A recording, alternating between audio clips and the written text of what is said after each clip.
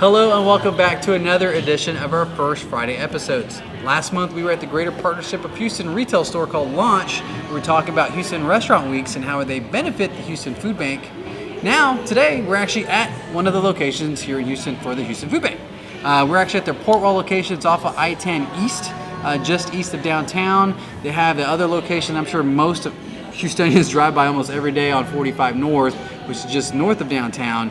And this is actually, Houston Food Bank is actually known as the largest distributor of food in Texas, and I think even in the nation, if I'm not mistaken.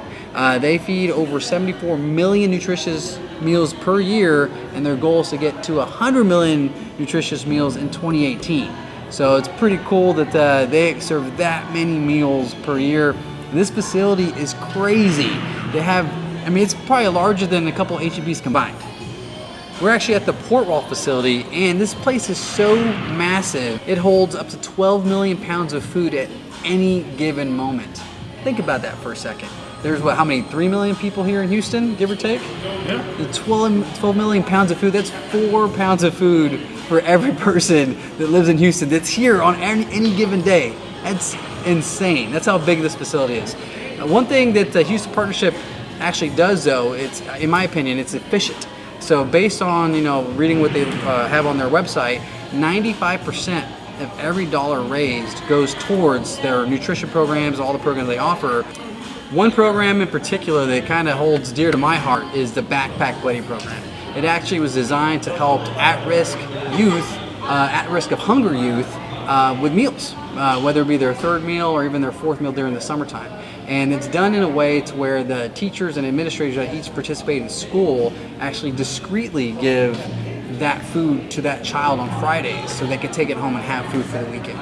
And being a father myself, it just blows my mind that this actually is a reality here in Houston. And so to see that this big facility like this, and stuff that J.J. Watt has done with his fundraising goes back to those type of kids, it warms my heart in a weird way, because I can't even imagine any child having to guess where their next meal is coming from. So that's one of the programs that, like I said, holds dear to my heart with this whole Houston Food Bank thing. I know Jesse likes another program in particular. I mean, Jesse, you want to touch on that? Yeah, no, I love the emergency food pantry that they do.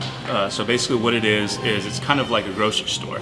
And there's no questions asked. They ask for just an ID, making sure that you're a resident. And you could be unemployed, you can be employed. Wow. It doesn't matter how much money you make, but you can just basically come in, no questions asked, and pick the foods that you need. Wow. Whatever they have that week or that day, they basically give you a grocery list on what you can have, and you just take it home. That's great. And it's when we volunteered last year during Harvey, it was a huge deal. It was a huge deal. They said that a ton of people had came in and actually used that program. And it was very helpful. Yeah, it's funny because we don't think about this kind of stuff, but in times of need, whether it be a natural disaster or just people that are kind of struggling to get to that paycheck to paycheck, and all their money's tied up in rent or car payment or gasoline with $3 gasoline, exactly. They need that extra little bit of help just to help put food on the table.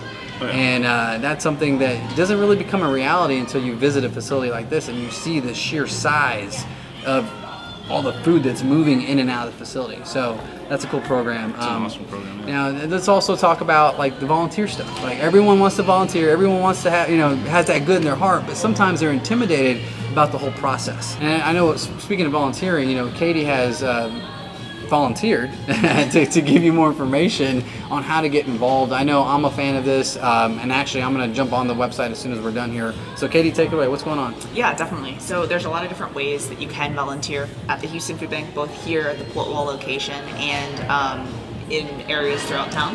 Okay. So you can basically just go to the Houston Food Bank website, and you can sign up to volunteer almost every day of the week. Shifts are about 4 hours long. Okay. And you can volunteer sorting food here or in different locations throughout town. Cool. 4 hours. 4 hours out of your day. And it's like 2 episodes of Games of Thrones, right? Aren't they like 2 hours each? I've never watched Games of Thrones, but we were actually back in the facility showing what kind of volunteer work it is, and it's not hard labor, guys. It really isn't. It's basically shuffling stuff into containers that are packaged, sealed, and delivered so that kids can have meals during the summer or even during the weekends, which is pretty awesome. And we'll put a little link right here.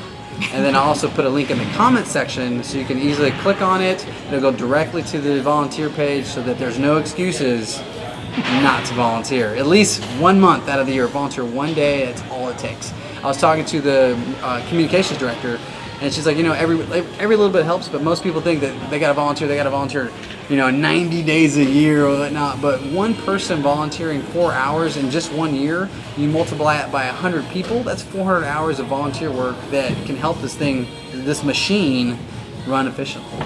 That's awesome. Yeah.